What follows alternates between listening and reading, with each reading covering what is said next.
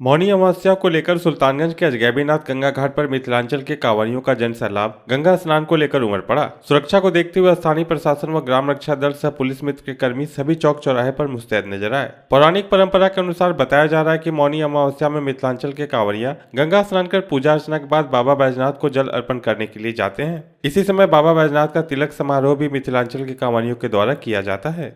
ये आदि काल से चली आ रही है और इसमें गंगा जी में उत्तरवाहिनी गंगा स्नान जब करेंगे आप तो कोटि कोटि जन्म का जा करके जो है पाप नाश होता है और यह आपके श्रद्धा पे निर्भर करता है। ये जो देख रहे हैं, ये जो लाखों की भीड़ देख रहे हैं, सब मिथिलांचल से आए हुए हैं और हर साल आते हैं। इसमें तो बहुत ऐसे हैं कि जो घर से पैदल चल के यहाँ आते हैं, फिर यहाँ से बाबा धाम जाएंगे और फिर जा करके जो है वो कोई सवारी से कोई यूज करके घर जाएंगे। इसी क्रम में आज हम आपको एक ऐसे अनूठे शिव भक्त से मिलवाने जा रहे हैं जो पिछले 12 वर्षों से भोलेनाथ को प्रसन्न करने के लिए अनोखी वेशभूषा में मौनी अमावस्या के दिन भागलपुर सुल्तानगंज के पवित्र उत्तरवाहिनी गंगा तट पर पहुंचते और आस्था की डुबकी लगाने के बाद कांवड़ में गंगा जल भरकर कंधे पर रखकर 105 किलोमीटर की लंबी दूरी पैदल तय करते हैं। इससे पहले यह भक्त अपने घर सीतामढ़ी से भी 400 किलोमीटर पैदल चलकर सुल्तानगंज के पवित्र तट पर पहुंचते हैं। हम आपको बता दें कि सीतामढ़ी के रहने वाले टुनटुन दास 12 साल से अनोखा रूप धारण कर भगवान भोले की भक्ति में लीन है। चेहरे और माथे पर मिट्टी का लेप लगा यह भक्त देश के अलग अलग ज्योतिर्लिंग के दर्शन कर चुके हैं। हाथ में डमरू और शंख लिए पैदल भोलेनाथ को प्रसन्न करने के लिए सुल्तानगंज के गंगा से जल भरकर देवघर जा रहे हैं। हाँ, मिथिला नगरी सीतामढ़ी से आए हैं, सोनवर्षा से। इस तरह का रूप लेकर क्यों? हाँ, इस तरह का रूप लेकर के कि कहते ना, हे दाता मुझे कुछ नहीं आता, बुद्धि दो, ज्ञान दो, भक्ति का भंडार दो। बुद्धि नहीं है इसलिए ये रूप बना करके भोले बाबा को जा रहे हैं बुद्धि और ज्ञान मांगने के लिए और मेला लगाने के लिए, क्योंकि भोले बाबा का मेला लगाने के लिए भक्त को खुश करने के लिए लगाए हैं। बोलने पर कितनी आस्था है? कितनी आस्था है? हाँ, पूरी तरह से 105%, 110% भोले पे आस्था है। यहाँ तक कि दर्शन भी देते हैं हमारे भोलेनाथ हमें।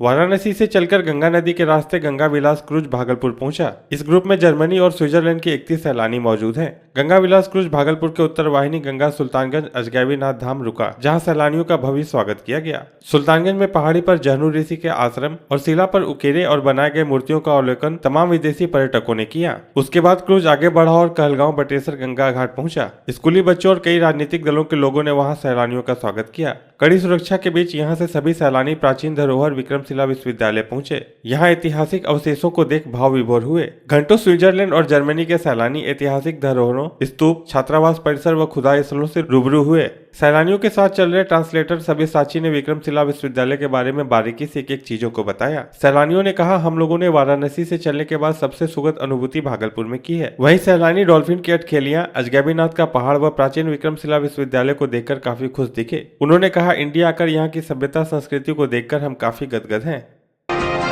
बिहार सरकार के राजस्व और भूमि सुधार मंत्री आलोक मेहता ने भागलपुर में कहा कि इस वर्ष के अंत तक तमाम भूमिहीनों और गरीबों को 3 से 5 डेसिमल जमीन उपलब्ध कराते हुए उनको तमाम सुविधाओं के साथ बसाया जाएगा। बिजली, पानी और सड़क से लैस कर मल्टी स्टोरी भवन बनाकर बसाने की तैयारी बिहार सरकार ने की है। भागलपुर के सर्किट हाउस में जिले के तमाम सर्किल ऑफिसर, रेवेन्यू ऑफिसर और जिले के जिम्मेदार अधिकारियों के साथ समीक्षा बैठक करते हुए राजस्व व भूमि सुधार मंत्री आलोक मेहता ने स्पष्ट शब्दों में कहा कि जो अधिकारी अच्छा काम करेंगे उन्हें पुरस्कृत किया जाएगा और जो अपने परफॉर्मेंस में पिछड़े रहेंगे उन्हें दंडित भी किया जाएगा। बिहार में सीएम नीतीश कुमार के जनता दरबार में 3 माह पहले 70% मामले जमीन विवाद के थे, अब 45% हो गए हैं। सरकार ने मुख्यालय स्तर पर मॉनिटरिंग सिस्टम तैयार किया है, वहां से ही दाखिल खारिज की मॉनिटरिंग की जा रही है। भूमि सुधार को लेकर कई एक्ट में परिवर्तन भी किया गया है। रजिस्ट्रेशन एक्ट में बदलाव किया गया है, जबकि राजस्व की बढ़ोतरी के लिए DCLR को BLDR एक्ट के पावर भी दिए गए हैं। मठ, मंदिर और धार्मिक न्यास बोर्ड के कई मामले सामने आते हैं। अगर सही शिकायत मिलेगी तो सरकार उसका भी समाधान संबंधित अधिकारी से कराएगी।